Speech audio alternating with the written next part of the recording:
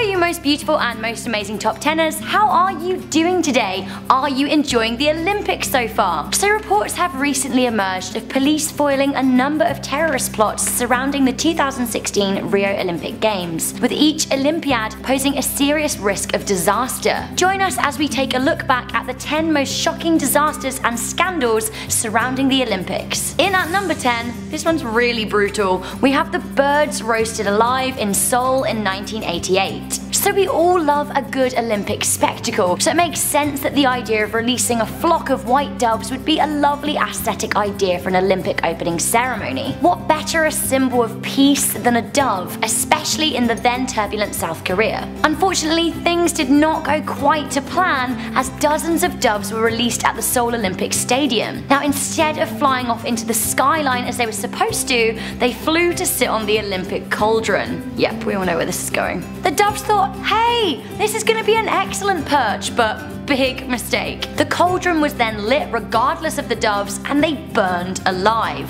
Yep, they absolutely burned alive on live television and in front of tens of thousands of concerned onlookers in the stadium. Oh. In at number 9, we have New Zealand's Jiu-Jitsu Olympian kidnapped by police in Brazil 16. In July 2016, Jiu-Jitsu Olympian Jason Lee was pulled over by police and fined around $600 for driving without a passport. After Jason claimed that he had no money, he was then kidnapped by the police and forced to withdraw from an ATM. He was then warned not to report the incident, which he did anyway when he learned that no such law existed. Following that, things escalated when Brazilian military police showed up at his rented apartment, but he refused to let them in. He has since fled the country for fear of his safety. In at number 8, we have boycotts in Moscow in 1980 and in LA in 1984. Now, the Olympics are supposed to demonstrate the spirit of sportsmanship, defined as ethical, appropriate, polite and fair behaviour when participating in a game or athletic event. Now, the Olympics are also supposed to be a time for peace and for countries to come together. Unfortunately, this was far from the case in 1980 and in 1984,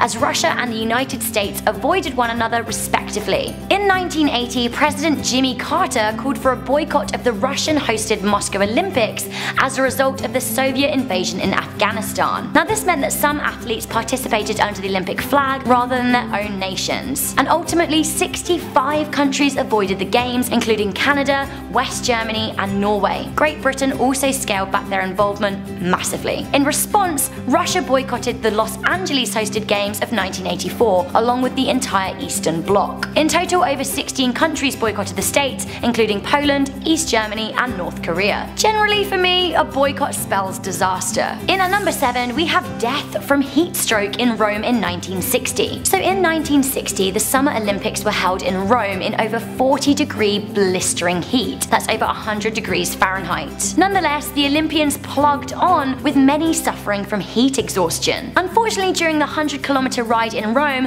Knud Jensen died. One of the 4-man Danish team had already dropped out of the race due to sunstroke after the first lap, which meant that all 3 remaining Danish cyclists had to finish the race for the team not to be disqualified. Jensen then told his teammates that he felt dizzy, with the 2 other cyclists clutching his t-shirt to keep him from falling off the bike. However, when they eventually let go, Jensen collapsed and fractured his skull. He later died, never regaining consciousness. In at number 6, we have villages destroyed by the Beijing 2008 Olympic planning. In order to build the Olympic Stadium in Beijing, China bulldozed many impoverished areas and drove many out of their homes in order to create their attempt at the best show on earth. 1.5 million people were driven from their homes. What would happen if you protested this? Well, you'd be arrested, that's what. There were even some reports of police beating protesters to death. What has happened to that grand Olympic area now? Well, much of it is abandoned. Was it really worth displacing that many people?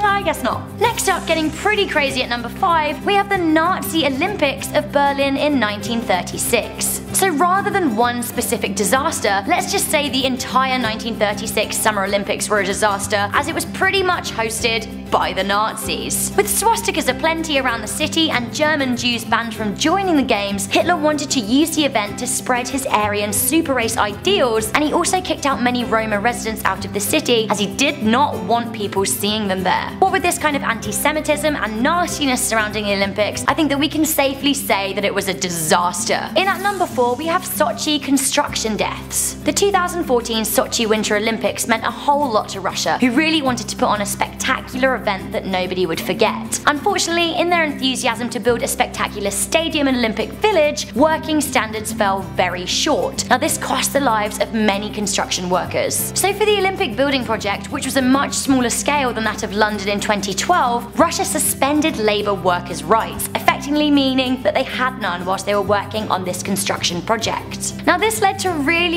poor working standards, with over 60 workers reported dead, compared with 0 dead in the much bigger London Olympics. This was also just the tip of the iceberg. These were the people that were reported dead, with many protesters suggesting that illegal workers from surrounding countries such as Uzbekistan were also killed, but their deaths were hushed up. Getting really nasty from here on out, at number 3 we have the Centennial Park bombing in Atlanta in 1996. In Atlanta in 1996, 5 years before 9/11, Olympic organisers failed to foil a terror plot by an insane right-wing Christian fundamentalist. Eric Robert Rudolph planted the largest pipe bomb in then American history at the Centennial Olympic Park. Undercover detective Richard Jewell realised there was a threat as he identified a possible bomb. He did his very best to evacuate the stadium, but the nail bomb went off, wounding 111 people and killing 2. Jewell, the saviour of the incident, was then considered a suspect by the FBI,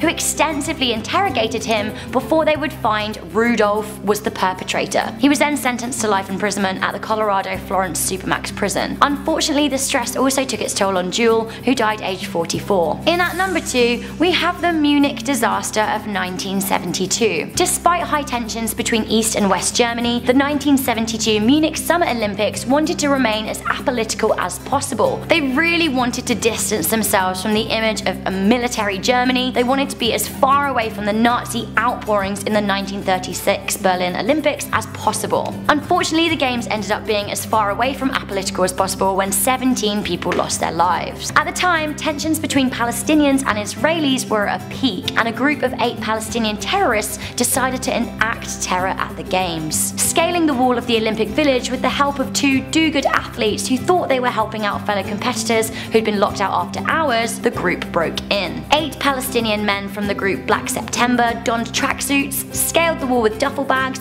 that were filled with rifles and grenades. Using intel from West German neo-Nazis, they snuck into the ground floor apartments of the Israeli Olympic teams. They then proceeded to take hostages with the hope of negotiating the release of prisoners in Israel. Those taken hostage were mainly wrestlers and weightlifters, but their strength could not help them as they were surprised while they were sleeping. The Israeli government refused to negotiate with the terrorists, and a botched rescue from the German police went horribly wrong. Now this resulted in the death of all 11 hostages, 1 police officer, and a number of the terrorists, some of which, by the way, got away. Okay, so we have reached that point where we're going to discuss the biggest disaster to befall the Olympic Games, and sadly, not many people even know about this. In at number 1, we have the 1964 Lima football riot. Lima hosted a football qualifying game prior to the 1964 Tokyo Olympics, with Argentina playing Peru. Argentina scored first, and then a would-be equalising goal was disallowed for Peru, leading to a pitch invasion. The Peruvian police deployed tear gas to try and stop the rioters, but this made matters even worse as rioters tried to flee the ground, creating a crush. Many fans tried to escape through a tunnel down a staircase onto the street. However, the shutters that led into the street were closed. This wasn't visible to those at the back of the push, so the crowd surged forward to try and escape the tear gas, which meant crushing many bodies against the shutters. 328 people died from asphyxiation and hemorrhaging, making it the worst disaster in footballing history and the event with the highest death toll in all Olympic Games. So guys, kind of a sad one. It's good to look back at history, but that was the top 10 Olympic disasters. Let's hope that this is all of them and there are no more future disasters to come. Hopefully everyone can learn from what has come before. So I've been Rebecca Felgate, this has been Most Amazing Top 10. If you like this video, you can give it a good old thumbs up. If you know someone that will be interested in this content, then make sure you share it with them. And most importantly, make sure you're subscribed to Most Amazing Top 10 for more Top 10 videos. And I will see you next time.